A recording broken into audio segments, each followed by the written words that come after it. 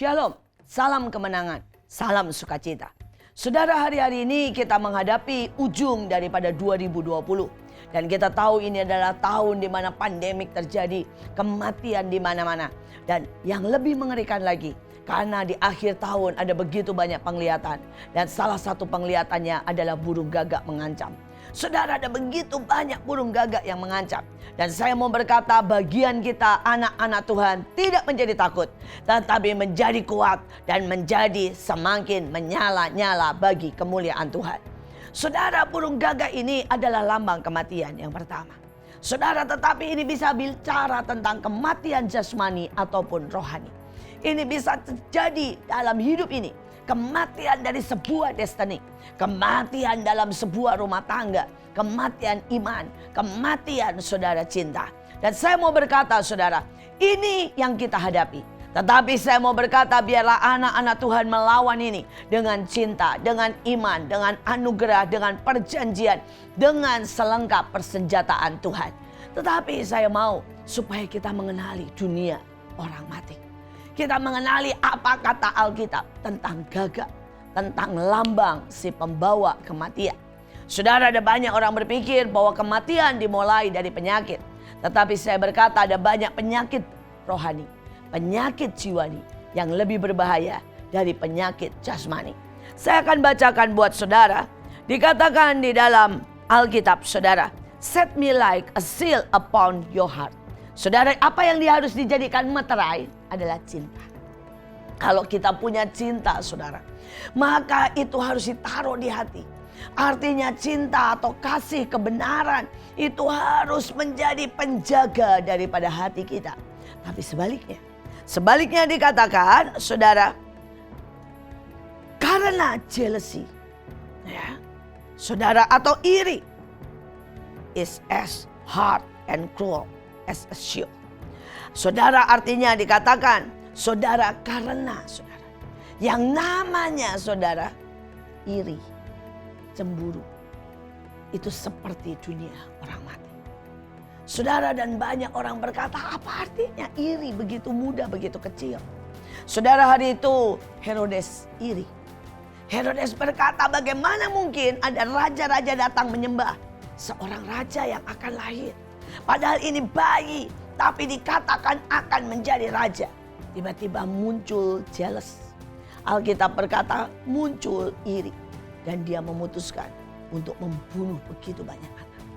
Saudara, hari itu saudara Saul mendengar orang-orang berkata, Daud membunuh berlaksa-laksa, Saul membunuh beribu-ribu. Saudara, dan itu sebenarnya normal. Seorang raja bukanlah seorang yang selalu di depan dan membunuh semua musuhnya. Saudara, jelas yang harus membunuh lebih banyak adalah saudara panglimanya. Tetapi itu menimbulkan iri. Dan kita tahu ujungnya. Saul mulai mengejar Daud. Saul bahkan kehilangan destininya. Saul kehilangan Tuhan. Saul kehilangan saudara kenormalannya. Dia menjadi gila. Saudara, hati-hati dengan celah-celah kecil. Saudara, dengan iri, dengan cemburu, dengan lubang-lubang kecil, penyakit-penyakit kecil. Hari itu Titanic begitu kuat dan besar. Saudara, dan dia melewati yang namanya gunung es. Pada waktu dia melewati gunung es, saudara, dia hanya 3 senti retak. Cuma 3 senti retak. Tetapi dalam 1 jam menjadi 7 senti. Dan kemudian itu menjadi begitu besar. Saudara, dan ujungnya menghancurkan, menenggelamkan kapal itu. Seringkali dalam kehidupan ini saudara, ada hal-hal kecil yang tidak kita pelajari. Dan hal-hal kecil itu menenggelamkan banyak hal.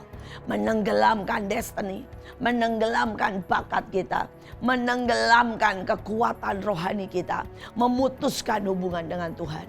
Saudara, hari ini saya mau berkata, menghadapi tahun depan, menghadapi akhir tahun, menghadapi segala macam gagap, menghadapi saudara kematian. Saya berkata, jagalah hatimu dengan segala kewaspadaan. Karena dari situlah terpancar kehidupan. Tetapi sekali lagi apa yang kita mau pelajari saudara ya.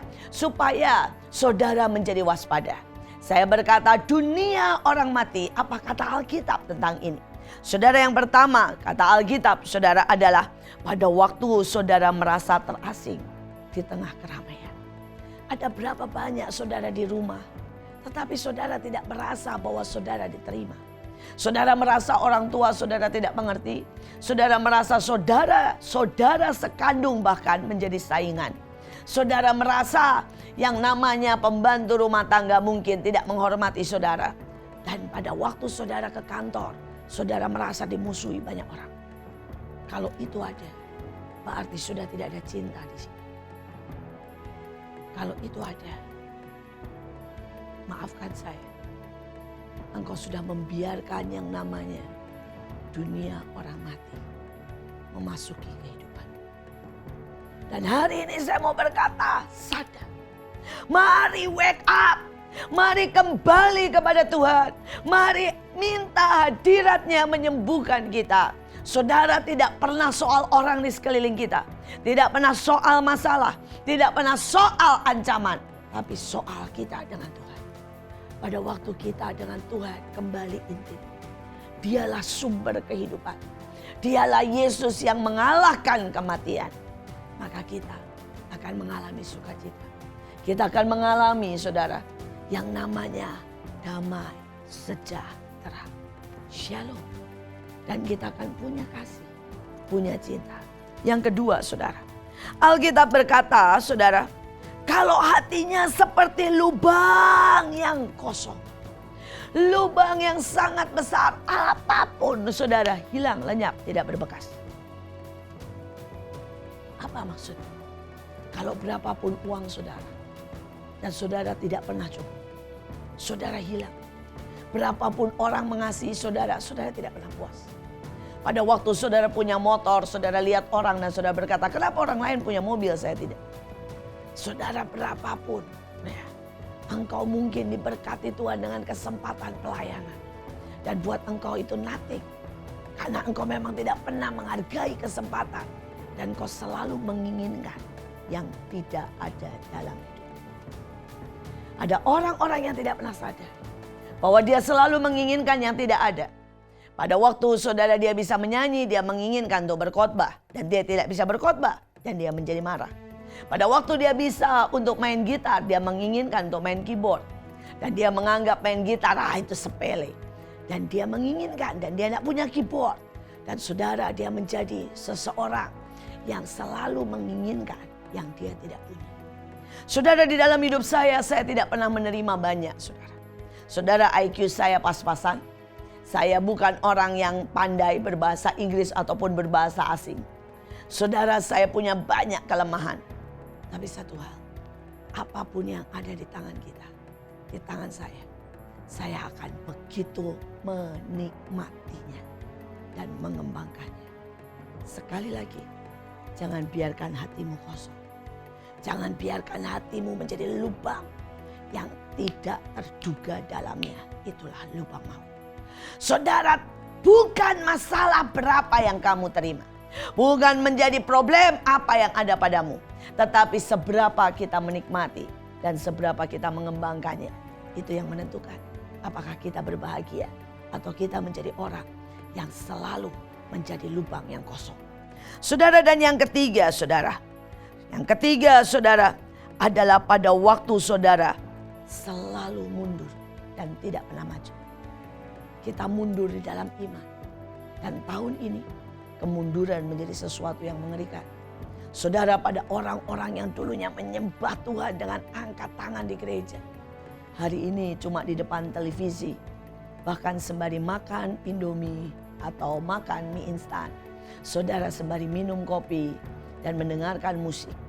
Saudara, tidak ada lagi angkat tangan, tidak ada air mata. Tidak ada lagi penyembahan berjam-jam. Kemunduran adalah dunia orang mati. Saudara, saya melihat bagaimana tubuh pelan-pelan hancur. Dan seringkali tanpa sadar kita melihat kasih pelan-pelan memudar. Saudara, orang-orang yang bersukacita tahun ini mulai mundur. Ada begitu banyak kemunduran terjadi. Sekali lagi, bukan waktunya takut, tapi bangkit. karena Tuhan sumber kehidupan.